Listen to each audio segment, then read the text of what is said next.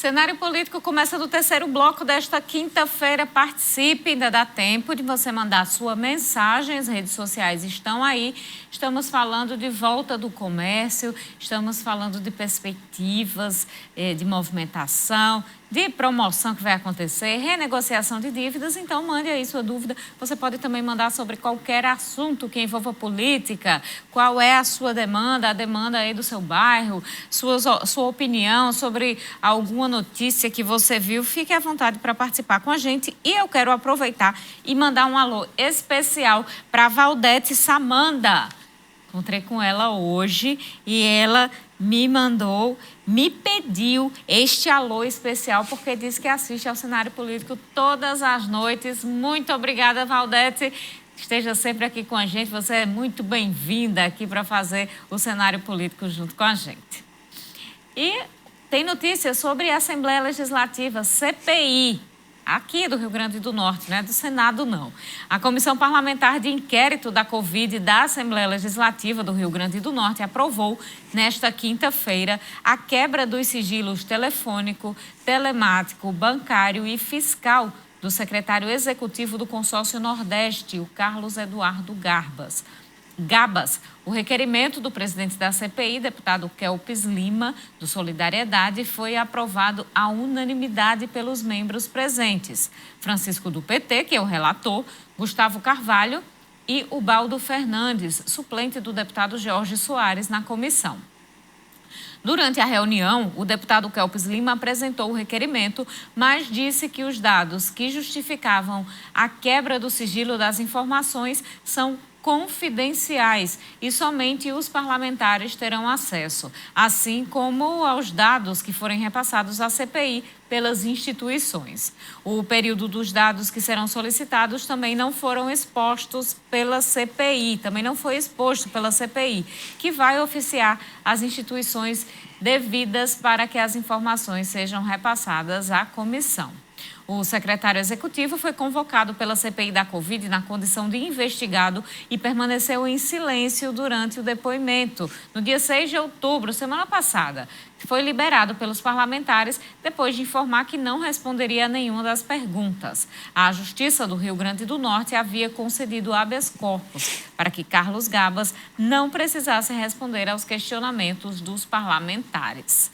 E tá aí, ontem teve reunião também da CPI da Covid, da Assembleia Legislativa, e foi aprovada o repasse de informações em relação a este tema, a compra dos respiradores pelo Consórcio Nordeste, à CPI do Senado. O que acontece é que a CPI do Senado, ela pediu, os membros da CPI do Senado pediram as informações à CPI da Assembleia Legislativa sobre esta questão do Consórcio Nordeste. CPI na Assembleia que tem informações da investigação que corre em segredo de justiça em relação a esse suposto desvio de verba. Vai ser tudo repassado para a CPI do Senado, que, por sinal, se encerra no próximo dia 18, próxima semana. Segunda-feira já encerra esta CPI aí que teve muitos meses. Vamos aguardar o relatório final, a votação e o que é que vai ser feito com esse relatório.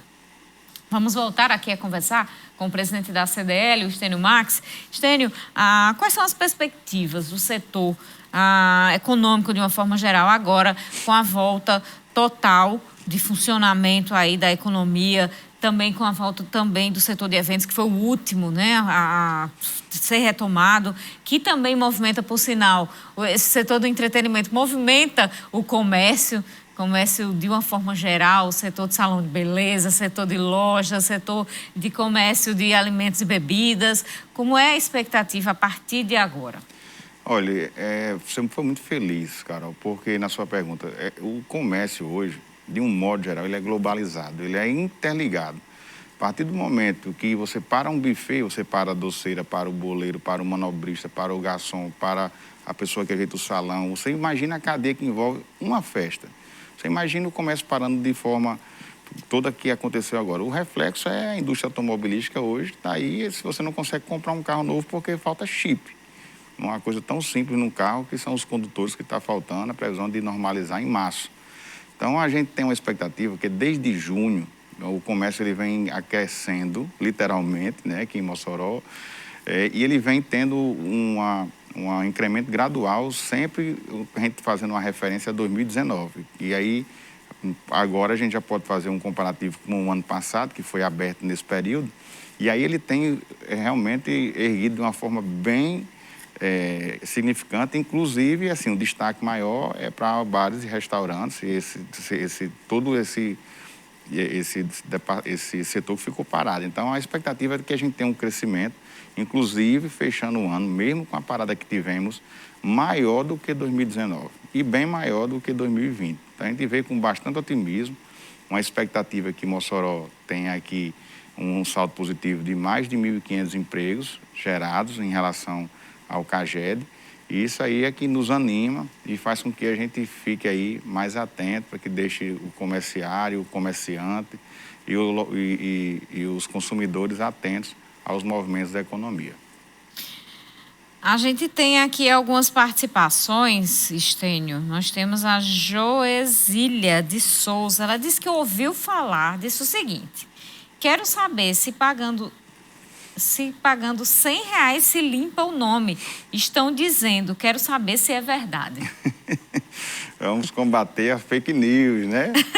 Não, ali veja bem. Só uma partinha da dívida, ela limpa tudo, como é que pode? Se a dívida for R$100, né? Mas não existe valor fixo para a dívida está sendo negociada. Pelo que a gente viu hoje, existe uma vontade muito grande dos credores a baixarem. Vimos lá dispensando juros, multa, parcelamento, desconto.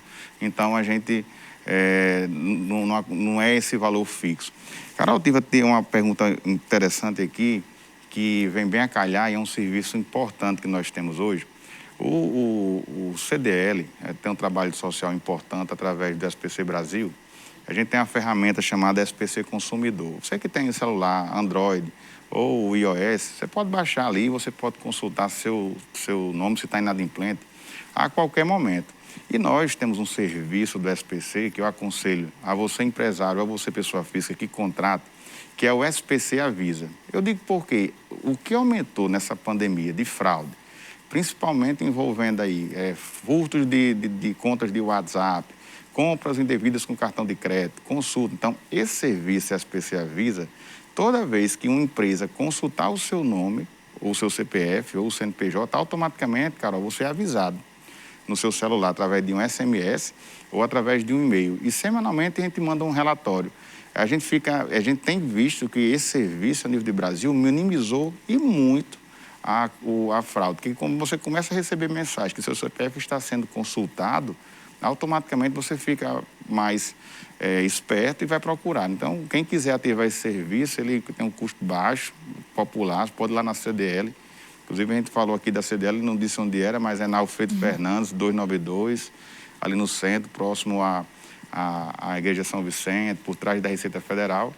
E aí a gente está com esse serviço todos à disposição do público em geral. Quais são outros serviços oferecidos pela CDL? O que é que o público pode ir até a sede e procurar na Câmara de Dirigentes Lojistas? A CDL, através do SPC, ela é o maior birô de crédito da América Latina. O birô de crédito a gente não só negativa ou tira nome do SPC ou da Serasa, mas existem vários serviços que as empresas podem contratar, como, por exemplo, vai instalar uma empresa em um determinado local e você quer saber como é que é a questão econômica daquele bairro, daquela região, daquela cidade.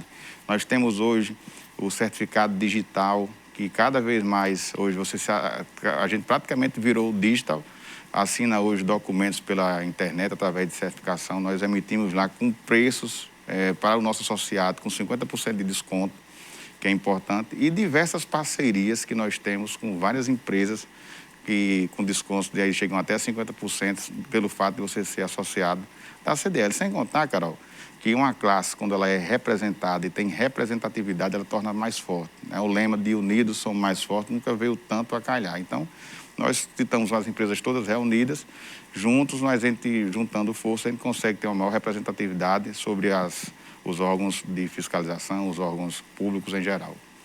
Nós temos aqui, abrindo parênteses na nossa conversa, a opinião. A pessoa não se identificou, mas está fazendo uma pergunta aqui que vai ficar uma pergunta no ar, viu? É sobre a volta das aulas. Diante da ação do MP para retorno das aulas municipais, queria saber da Prefeitura como é que fica a situação da UEI Alice Dias no Van Rosado. A unidade está com obra inacabada há muito tempo. Já foi inaugurada várias vezes e efetivamente ainda não tem condições de funcionar. E os pais precisam que os filhos retornem às aulas. As mensagens são geralmente nesse sentido. Os pais querem que os filhos voltem às aulas. Assim que nós pudermos ter a presença da secretária de Educação, a gente vai perguntar sobre a situação da UEI Alice Dias lá no Van Rosado. Nós temos aqui a participação do Antônio do Centro. Ele diz o seguinte: quero indagar o entrevistado como está regulamentado e fiscalizados ainda permanentes protocolos de saúde nas lojas, vez que não se vê mais álcool gel nos estabelecimentos e nem controle de temperatura, quantidade de pessoas. Caso percebamos algum problema, a quem o consumidor deve procurar? Olha, eu continuo valendo, né? Cada empresário tem que zelar pelo seu empregado e também pelo seu cliente. Os protocolos de biossegurança permanecem inalterados, então, se sentirem de forma que está sendo desobediente àquela empresa, que procura os órgãos de fiscalização para fazer a denúncia. Penso eu que nenhum empresário quer que seu funcionário seja contaminado, ou um cliente, principalmente. Então, acho que realmente é grave, né? Eu acho que deve ser visto, e se tiver, denuncia, ou então às vezes chega para o lojista, às vezes é uma falta de costume, e diga a ele que desse jeito alerte o que não vai comprar na loja dele, porque ele não está obedecendo os protocolos de biossegurança. Estênio, em relação a essa alta da inflação que a gente tem visto, desvalorização do real, o setor tem sentido reflexo neste momento? Demais. A inflação, ela é um fantasma que, quando a gente vê que está voltando, a inflação, ela tem N motivos aqui. Era bom convidar o nosso economista, o Viro Rebouças, para dar uma aula aqui, mas sempre vem. A inflação, ela é o calo do brasileiro, quando lembra que a inflação chegando perto de 2 dígitos, mas o nosso fator da inflação, ele é mundial.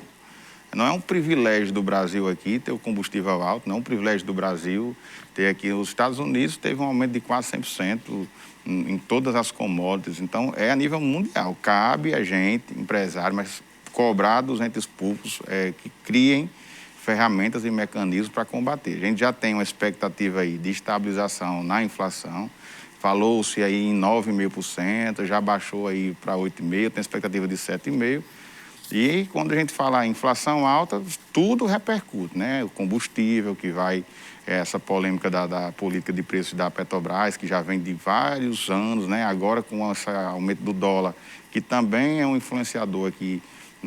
O dólar aumentando, ele aumenta vários índices que são componentes da nossa economia, mas a gente tem que hoje tentar ver no cenário de retomando a economia, retomando o emprego, retomando a renda, a gente consegue ter pelo menos uma previsibilidade do cenário futuro. O ruim é a gente não ter uma expectativa, e isso causa incertezas, as incertezas causam instabilidade, as instabilidades causam diferentes tipos de abalo na economia.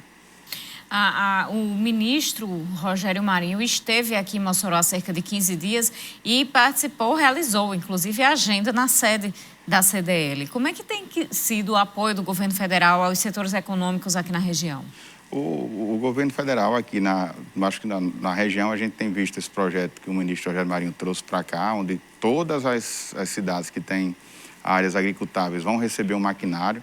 Inclusive aqui em Mossoró, não foi contemplado nessa vinda, mas foi contemplado com uma máquina, uma retroescavadeira, uma PC que chama, que vai servir, apesar de nós termos aí, por exemplo, uma máquina pesada, mas todo o pequeno e médio agricultor, às vezes, depende de um trator para arar a terra. Essas são ações importantes. Eu digo muito, Carol, e falo que a iniciativa privada tem que andar junto com a iniciativa pública, dando as mãos ao outro.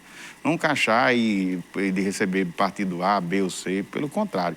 Nós temos o privilégio de ter hoje 2 ministros, né, praticamente na linha de frente, tem um outro terceiro que é o da defesa, e a gente teria que estar agora, surfando numa onda de mãos dadas. Não a gente está aqui, um entrega uma coisa e faz outra. Isso é ruim para um empresário, é ruim para a economia, é ruim para a iniciativa, para um modo geral. Então, o que a gente entende é que o governo do estado agora lançou hoje um investimento de 500 milhões de reais em construção. É ótimo para a gente. A governadora esteve aqui e falou da autonomia da UERN, é algo que a gente também defende, que esse dinheiro fique em Mossoró. Então, quando os governos trabalham em consonância com a iniciativa privada, esquecem um pouco da política e vem um pouco para a coerência, as coisas andam, o comércio anda. Você vê o exemplo do nosso vizinho aqui, o estado do Ceará. Lá tem todas as brigas do mundo, mas você vê lá a pista daqui, a CE 040 duplicada, você vê uma BR duplicada, você vê várias obras grandes estruturantes lá em Fortaleza, a Orla Marítima, e aqui no Rio Grande do Norte a gente não vê isso aí, infelizmente. Precisamos nos unirmos para que esquecer um pouquinho da política e lembrar um pouquinho mais do próximo, para que essas diferenças gigantescas fiquem de lado. Nosso tempo já está no fim, ainda teria muito assunto para conversar, mas, infelizmente, o programa de hoje já está na reta final. Estênio Marques, presidente da CDL, muito obrigada pela conversa com a gente. Eu que agradeço e estaremos sempre de portas abertas. Só lembrando, amanhã, quem quiser, pode procurar a sede da CDL, que horário para renegociar dívidas? A partir de 10 horas, e quem tiver dívida em banco, vá antes do fechamento do expediente bancário para facilitar a sua negociação. Certo, muito obrigada, seja sempre bem-vindo. A você agradeço também a sua audiência. Amanhã, 7h25 da noite, a gente se encontra novamente ao vivo aqui na TCM HD. Uma ótima noite e até lá.